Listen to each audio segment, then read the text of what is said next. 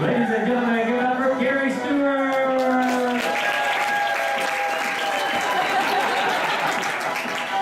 Up next.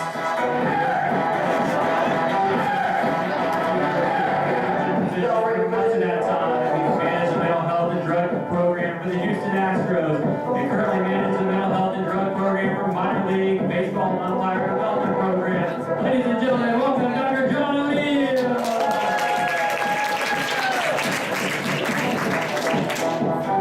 Up next, we have the President and CEO of the Hilliard Creative Education and Development Solutions Group.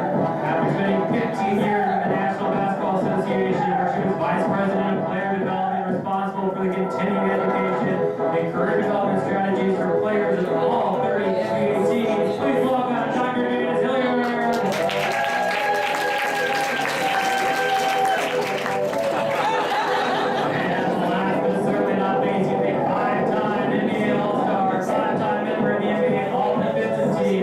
Two-time NBA Defensive Player of the Year and NBA All-Pro.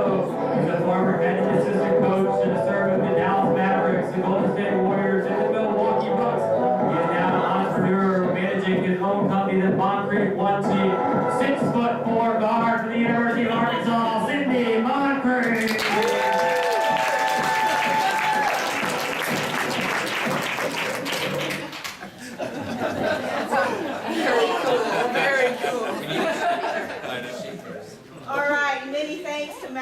For that wonderful introduction. Everybody's awake and ready for our final presentation.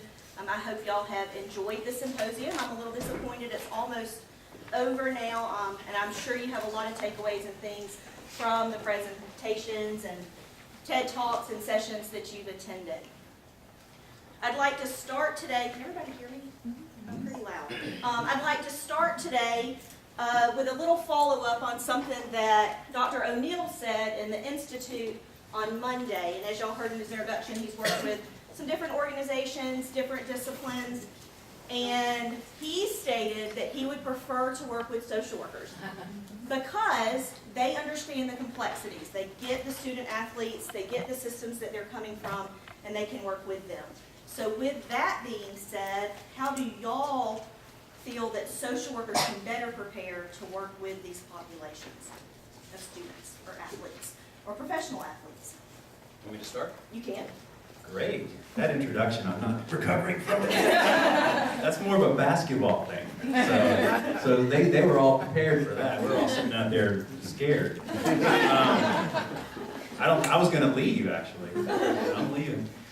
You know, it's interesting. I remember the first time I received an email about this organization from one of my colleagues with another baseball team. I saw the email and I went, what is this? Social work in sports? Huh? And I immediately almost just discounted it. I was like, what are you talking about? You just want me to do what? More work? Wah. So then I looked into it, had a phone call with Emmett, and talked to Cindy and Matt, and I'm like, wait a minute, this actually makes some sense. And then I thought about it and said, well, this might be worth my time, worth my while. And I can tell you, being here the last couple of days, it is. I mean, I'm a social worker, so I get it, I guess, right? But I'm a social worker who kind of fell into sports. I was doing an assessment like 15 years ago, and at the end of the assessment, the team said, hey, we kind of like how you did that. What was unique or special about it was simply that I just looked at the whole person. And I think that's a part of social work that we have that other people don't have. And that's this ability to get to know a person, get to know who they are, get to know what they're all about, not diagnose them with an illness. And that's what they were used to. They were used to working with people, and I'll let them remain nameless, who would diagnose them as being ill. I just talked to them as a person. And at the end of the day, that's the skill that makes the most sense. And that's why I think social workers are really equipped to work with sports, in sports.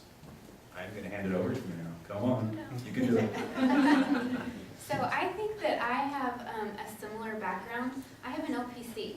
And what I'm finding when I go to meetings like in New York, the MLB meetings, there's this argument about who's better than who are the people that should be working with athletes, should you have a degree in sports psychology, you know, should you be certified, all these kind of things. And I just sit back and I just think to myself along the lines is, we're kind of forgetting about the person and the athlete, and it really doesn't matter in a sense, you know, who's certified and what is on. I mean, I believe in certification, I believe in training, but I think that, you know, we all get lost in that. And so my path was different. You know, when I sit down and I talk with a lot of people in my field, they will say, oh, where'd you get your degree in sports psychology? Well, I didn't. I got my degree in counseling, and I have an LPC. And to me, that's a huge advantage, you know, because I'm able to use my skill set as a counselor and talk with these athletes, you know, and then they all of a sudden open up, you know, because I'm not sitting there, you know, trying to, again, diagnose them with, you know, something's wrong or things like that. And so my background as a counselor, and I know that you probably all agree with your background, I think it's a plus, a huge, huge plus. And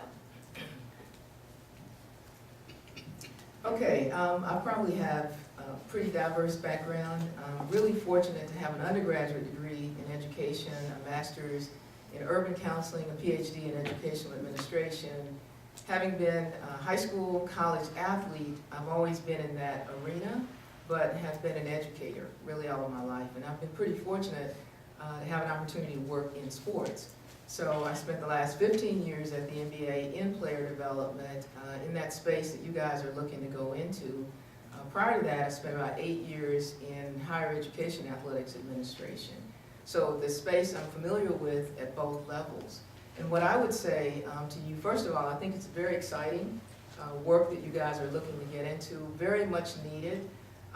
I do a lot of staff training and development in my consulting company now, and it's a niche, it's a space that I know that is needed. The folks who are in that space as student-athlete development specialists, player development people, player engagement people across the leagues, do not have the academic, the educational background and training that you guys have. And so I would say it's a huge hole, and I think the big piece of that you can bring to the equation is that you are skilled and experienced with working with families and systems. And so although athletics is its own culture, which is what you will have to conquer in terms of access, you have the skill set in terms of relationship building, you have the resources that are in the community, you've worked with the entire families, unlike other people who work with athletes. And I think that's a big area that needs to be filled. The other thing I would say is that in your preparation, I think it's really important for you to get some experience working in athletes in sports, and it does not have to be at the professional level, it does not have to be at the high school level, it can be in the community. I advise a lot of graduate students, master's students who want to go into sport administration, which is not the professional space that you guys are in, but I tell them all the time, many of them have never met an athlete, has never spent any time with an athlete, don't have any friends who are athletes, and so they just don't understand the culture. And athletics is a different culture than any space that you have ever been in. It operates differently. And so that's your biggest challenge. So get to know some athletes, get some experiences now if you're still in school working with athletes, and know that the quality, skills, and background that you're going to bring are tremendous and are needed. Hello, how are we doing? I want to stand because I do not like not seeing people I'm talking to, okay? First of all, I think you all are very well equipped. I'm going to keep it very short. And the reason why you're so equipped is because you deal with humans. And remember, the NBA is the NBA, baseball, pro baseball. It's not reality. It's not reality. And so what you have is you have athletes. I was one of those athletes. And we're never treated as if we're normal. And I think you all have the skill set to keep athletes, pro athletes, very grounded, number one. And you keep them very human, number two. And that's what athletes are really looking for. So I think you're more than qualified. All right, thanks. Y'all touched on athletes being people, athletes working in player development, program development. So how can we do a better job in preparing players to transition from the minor leagues or from a college environment to the professional sports world that is not reality, as you're saying? John wants to start. I think it's important to understand that a very, very small percentage of players ever go to the professionals. I can speak for baseball, and I can talk about players and umpires. Anybody have any idea what percent of players go from the minor leagues? Did I already answer the question? You know the answer? It's 1%. It's about 3%, 3 to 5%, or what, depending. That's of all the minor league players. Each major league team might have 6 to 8 minor league teams. A lot of people don't understand that. And so 6 to 8 minor league teams filled with tons of players. There's hundreds and hundreds of players per organization. If we are conservative, we just say 4%. That means 96% of all those players are never going to play professional baseball. And the same thing, how many college basketball players never make it to the NBA? A lot. Same thing in football and so on. So I think there's two pieces. There's how do we help those that are not going to play professional sports? Because there's a lot of them. And a lot of my time working in minor league baseball was trying to help people balance their life. And again, that's a social work skill. It's like, I loved, I forget who it was today that was talking about asking questions. Maybe it was the last panel. They were talking about just asking questions. What do you like to do? That was the last panel, yes. I haven't lost my mind. And it was all about, do you like to draw? I mean, that's amazing. That's awesome. That's what we're supposed to do. Figure out what it is that they like to do besides sports. Help support them in their sports goals. And I've never, ever had a presentation where I say to somebody in sports, hey, 96% of you are not going to play professional sports. It's not what I'm talking about. But I try to help them balance it, find a way, because that's the only way they're actually going to make it, is if they start to find themselves not just appreciating the sport, but what else is going on in their life. So I know that doesn't completely answer your question, but I just think that's an important point, that we have to be prepared for both sides of it. So, yeah. I would add to that, transition is the biggest challenge for athletes at every level. If you look in the literature, if you read what's happening, athletes are more engaged now. They're speaking out about the issues that they have in mental wellness and mental health in the transition. So I think when you talk about transition, you really have to understand and embrace the fact that every single athlete thinks that he or she is going pro. And as unrealistic as that sounds, that is the reality of how they think. And so in order to first even develop that relationship, not that you have to buy into that, but you really have to embrace that idea. Because they've come from middle school through AAU or whatever, the minor leagues, being told that. And we're in a culture where amateur sports rules, parents, and so understanding the whole culture, I think really is important. And I think what was just mentioned in terms of opening their mind and having them think about other careers, whether they're in sports or not, is really important. But just understand that with the athlete, that's the most difficult thing to do. when you're in this work, is to get them to think about something else, because they don't want to think about anything else. I remember once a study, well, it wasn't a real study, but we were trying to come up with an idea, what can we do with players that are injured, thinking this is the real opportunity. And this was also at the college level and not necessarily professional. We're thinking this is a great time to really talk to them about other careers, and we were told, no, you got it wrong, Doc. We don't want to be thinking about anything else but getting back on the field. And that was very eye-opening to me. And so relationship building, one thing I could say to you guys is the most important thing that you have to, if you can't do that, you won't be able to impact athletes with programs or with services or with anything. And that's at every level. I'll just add my experience, because I always enjoy, when people tell me their stories, or and that's just kind of how I operate. But when I ran the minor league program with the Texas Rangers, and I went and I asked, is there anything that helps these guys when they're transitioning, even from, college, or maybe they're drafted right out of high school, and all of a sudden they have this huge signing bonus, and they're faced with, a bunch of groupie of girls following them around, and now they have more access to, say, drugs and alcohol, or to go places that they probably shouldn't be going. Do we have anything like that in place? And they didn't. And so we started a player development program, is what we called it, where we would break up the guys in little groups and have conversations and have almost challenges and role play and scenarios of what does it look like to be a man? Because now you're stepping into a man's world. You're no longer in high school, you're no longer in college, you have a man's job. And so with that, you have a responsibility to represent this team and to represent your family and represent you most of all. And so if we can help you with that by giving you scenarios and situations and talking out and saying, hey, a real man would figure out, how can I get myself out of this situation, have a plan in place. And that's kind of our challenge was, be a man, be a man, be a man.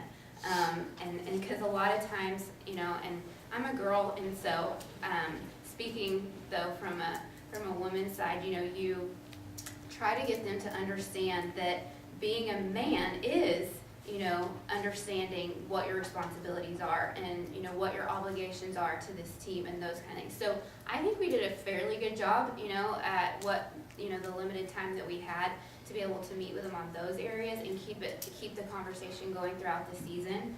And we had players that maybe from, like in spring training, the older guys with the big leagues come down and kind of talk to those guys as well. Just to show them, look, you're going to be faced with things, we were too, but be a man, and make good decisions and those kind of things. So I thought that was positive. Okay. So if we're thinking about the top 3 to 5%, those athletes that make it, they're a household name. You got kids wearing their jerseys. What role do you think that these professional athletes play in promoting community growth or promoting social change? What role do you? Start with that. I'm no role model, I'm like Charles Barkley. Well, I think that you said something so important. You all said it, relationship building. I know I'm going to ask you a question, but I want to relationship building will take you where you want to go, number one. Number two, I really think that's not really on their agenda. And you said it, all they're thinking about is playing sports and being the best they can.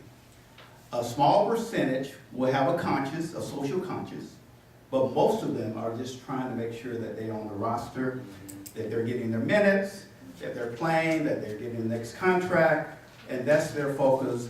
The career is very short. You're not talking 30, 40 years, you're talking average NBA players, 3.3 years, maybe 4 years. I don't know what baseball is, football is about the same. So their focus is really on performance on the field. So I couldn't really give you any good advice, but don't lose sight of that. That's very important to them. So don't force anything upon them. Build a relationship and let it flow. I'm going to actually push back a little bit on my colleague here. Push back. I'm going to push back a little bit. I think we're living in an era and a time that athletes are becoming much more socially active and engaged.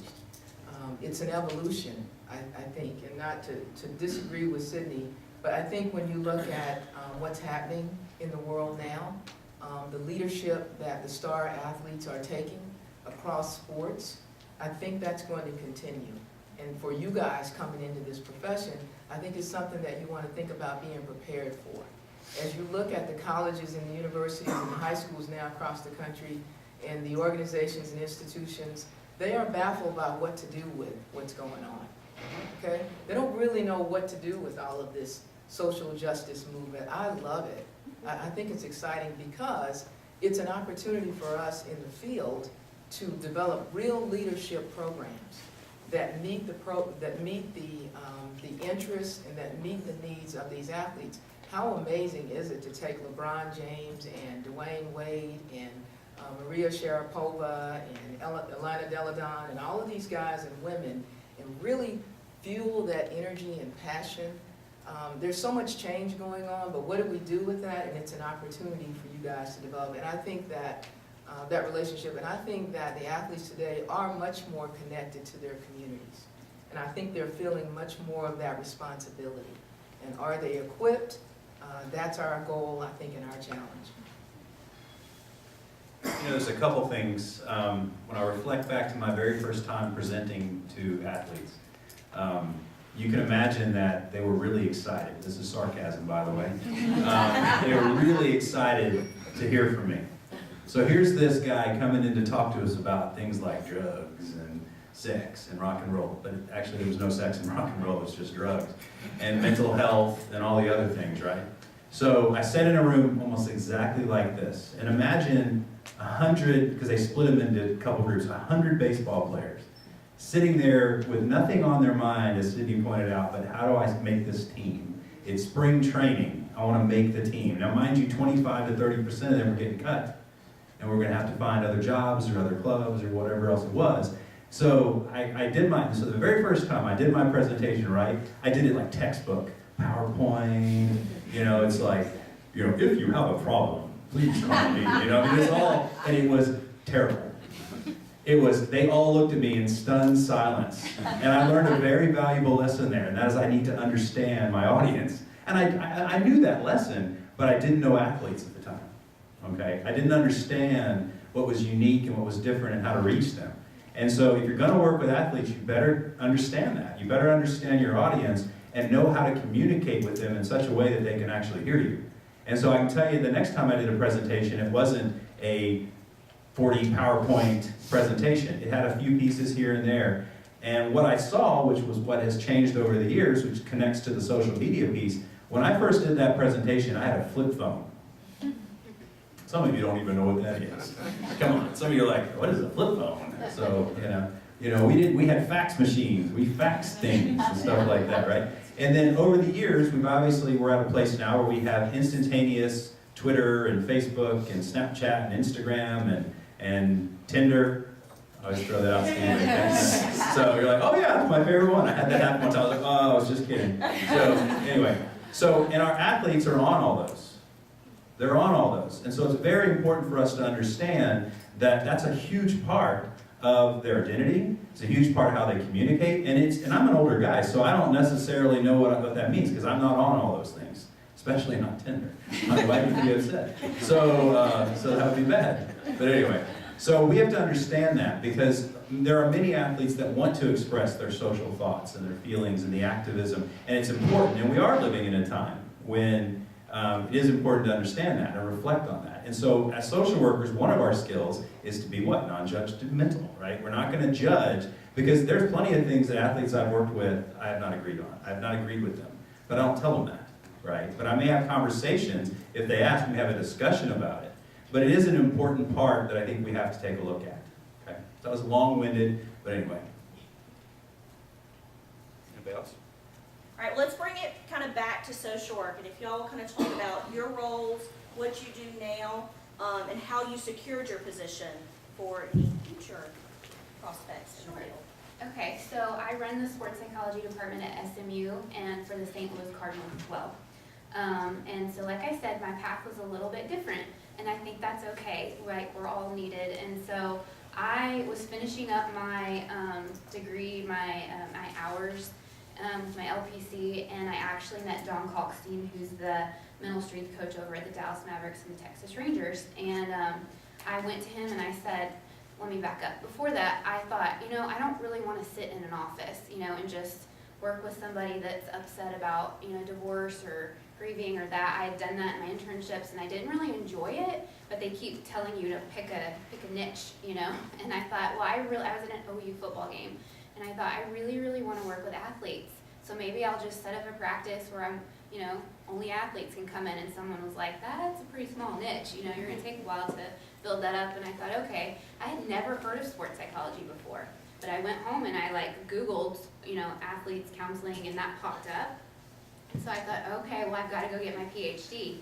But so again, long story short, I met, Don Kalkstein, and he said, Carrie, he said, no, you don't. You don't need to go get your Ph.D. Is there anything wrong with doing that? Absolutely not. So if you want to, go for it. But you don't have to go get that. In fact, at their organization, what he advised me is when they see a Ph.D. candidate, they throw them out, because sometimes they tend to be a little too academic. So hope I don't offend anyone. Sure. But they do, and some of them not, they're cool. You can actually have a conversation. But anyways, and I digress on that. And so I said, okay. And he said, you have a wonderful skill set. You have the skill set to be able to relate to people, build relationships, and that's what these athletes want and need. And so I said, okay, well, how do I do it? And so he advised me, to get out there and to start, working with athletes. And I did. I worked for free for 3 years working with athletes, just to put that experience and get it on my resume. And lo and behold, it paid off. I ended up working with the Dallas Mavericks organization and then the Texas Rangers, and now I love my job.